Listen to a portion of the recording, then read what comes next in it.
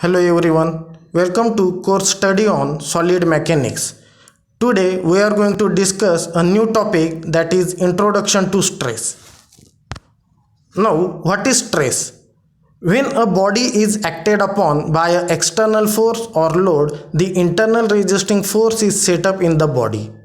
Then such a body is said to be in the state of stress. So in short, stress is nothing but the internal resistance offered by the body to deformation against the externally applied force. Remember that stress is expressed in the unit of Newton per meter square. For example, we will consider this figure. In this figure, a cylindrical specimen is considered, and that cylindrical specimen is subjected to a tensile force P. Therefore, stress is given by sigma is equal to P by A, where P is the external force and A is cross-sectional area of the cylindrical specimen. So in short, P is the force, so we can express force in Newton, kilonewton, in kg also, whereas A can be expressed in meter square, mm square or centimeter square also. If I consider force in Newton and area in meter square, 1 Newton per meter square will become 1 Pascal. Similarly, we can express stress in 1 kilopascal also. 1 kilopascal is equal to 10 raised to 3 Pascal, which is equal to 10 raised to 3 Newton per meter square. We can express stress in megapascal also. 1 megapascal is equal to 10 raised to 6 Pascal, 10 raised to 6 Newton per meter square, which is equal to 1 Newton per mm square. Another way to express the stress is 1 gigapascal, which is equal to 10 raised to 9 Pascal or 10 raised to 9 Newton per meter square, 10 raised to 3 Newton per meter square, or we can express it in 1 kilonewton per meter square also, 1 kilonewton per mm square also. So in engineering application, if we use the original cross-sectional area of the specimen, then it is known as conventional stress or engineering stress. This particular topic we will discuss in detail afterward. Now we will move to different type of the stresses. From this tree diagram, we can imagine that stresses are classified into direct stresses or simple stresses also. It is also classified into indirect stress also and combined stress also. But in today's lecture, we are going to focus on direct stresses or the simple stresses only. Direct stresses or simple stresses are again classified into shear stress and normal stress. And based on that, normal stress again classified into tensile stress and compressive stress. So we are going to discuss types of direct stresses. So direct stress may be a normal stress or shear stress. As discussed in the previous slide, direct stress, it may be a shear stress or normal stress. So direct stress may be a normal stress or shear stress. So we will consider the normal stress only. Normal stress, it is denoted by the letter sigma. What does it mean? It is a stress which is acting perpendicular to the cross section of the member. Now, what does the cross section it means? It is the section which is normal or perpendicular to the longitudinal axis of the bar is known as cross section of the member. Remember that the normal stress again classified into tensile stress and the compressive stress. Both the stresses we are going to discuss in detail afterward. First of all, we will see the definition of tensile stress. The stress induced in a body when it is subjected to two equal and opposite pull. Due to that, the body will get elongated. Remember that all of you know that stress is the internal resistance offered by the body to the externally applied load. Now in case of tensile stress, it is the internal resistance induced in the body when it is subjected to two equal and opposite forces or two equal and opposite pull. The result of tensile stress is it results in increase in the length. Remember that tensile stresses are denoted by the positive sign. Next one, Compressive stress, it is the stress induced in the body when it is subjected to two equal and opposite push. Due to the application of compressive stress, there may be the decrement into the length of the body. Now we will discuss tensile stress in detail.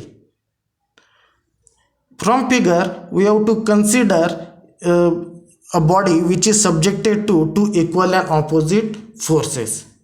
Those are the pair of the forces acting away from each other. The effect of those forces are they tend to elongate or stretch the body. Therefore, what does the tensile stress means? It is the resistance offered by a section of the member against an increase in the length. This section is said to offer a tensile stress.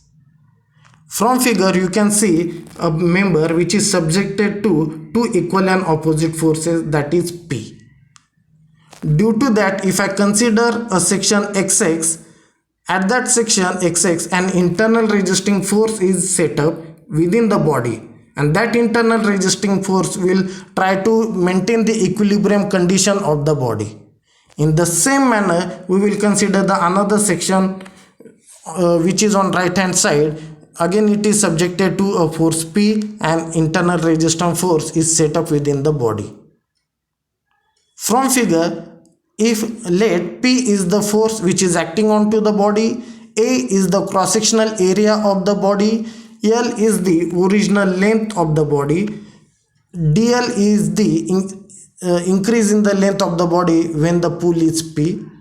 Therefore, the value of sigma is given by P upon A, which is equal to reaction upon A also, because to maintain the equilibrium we have the internal resistance will be set up in the body, and that internal resistance will be equal to P also. Therefore, the tensile stress is given by P upon A, which is equal to R upon A, and the unit is Newton per meter square. Now we will discuss compressive stress in detail. From the figure, the body is subjected to two equal and opposite push. Due to that, the body will try to shorten its length. If I consider a section XX, then we have two parts, one on left hand side and other on right hand side. Due to the external application of the force, the internal resistance will set up into the body. You can see over here, internal resisting force is set up in the body, and that internal resistance force will try to maintain its equilibrium condition. The same thing will happen in the right hand side also. External force is P and the internal force is R. So the value of sigma is again given by stress induced in the body is equal to P by A, which is equal to R upon A Newton per meter square. Remember that the stress will remain the same in both the condition. For the compressive or for the tensile, mathematical stress will remain same, but the effect is different one. Now we are going to discuss shear stress. Shear stress, it is denoted by the letter tau. This symbol is nothing but it's a tau. Shear stress, it is also known as tangential stress. What does it mean? If the external force tends to shear the member along the cross section, the internal forces developed acts parallel or tangential to the cross section. Shear stress, it developed tangential or parallel to the cross section of the member. It is nothing but the shear stress. Now from figure you can see that this is first plate and this is second plate. Both the plates are connected by a rivet joint. It is subjected to an external force P over here and over here. Due to the application of if I go on increasing the load P, the rivet will try to shear, which is parallel to its cross section. Therefore, the internal resisting force develop which are parallel to the cross section of the rivet. Remember that this is the rivet, and due to the application of external force, this rivet will get shear into two parts. And as per the definition of the shear stress, that shear stress will act parallel to the cross section of the rivet. Now the cross section of the rivet is circular one, so that shear stress will be parallel to or tangential to the circular cross section. Mathematically, shear stress is given by P upon A, where P is the external force and A is the cross-sectional area of the rivet. Now all of you know that rivet has a cross-sectional area circular in section. So area will be given by pi by 4 into d square because it has a diameter. The shear stress can be expressed in the unit of Newton per meter square. After that, we have another type of stress, volumetric stress. It is denoted by the letter sigma V.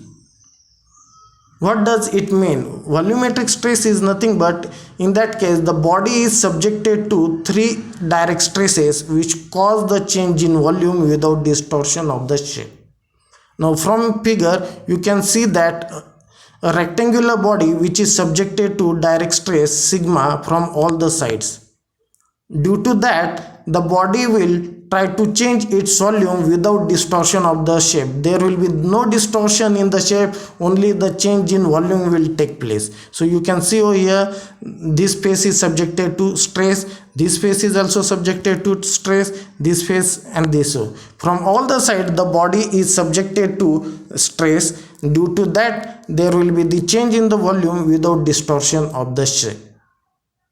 For example, we can consider if any body is immersed in water, so that body is subjected to volumetric stress. Any body which is immersed in water, that body is subjected to volumetric stress. So today we will stop over here. In the next lecture, we will discuss about the introductory part of strain and the Hooke's law. Thank you.